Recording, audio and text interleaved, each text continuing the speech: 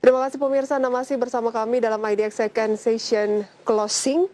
Dan pemirsa, kita akan beralih ke topik of the day pemirsa ya, di mana Bank Indonesia memprediksi bahwa transaksi digital banking di akhir tahun 2021 ini tumbuh 30,1% dari tahun sebelumnya.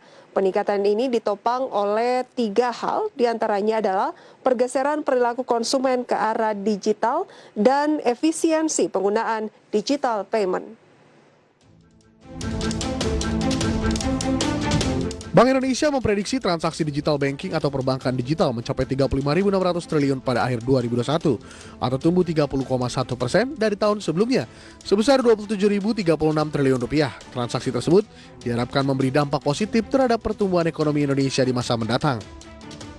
Peningkatan kinerja juga diprediksi terjadi pada transaksi e-commerce yang diproyeksikan naik 48,4% pada akhir 2021 atau mencapai 395 triliun rupiah dari tahun sebelumnya yang sebesar 253 triliun rupiah.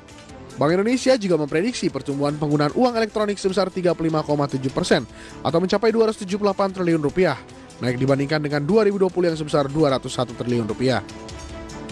Menurut Asisten Gubernur Kepala Departemen Kebijakan Sistem Pembayaran Bank Indonesia, Filianingsih Hendrata, ada 4 fakta digitalisasi yang mendukung optimisme outlook ekonomi dan keuangan digital 2021.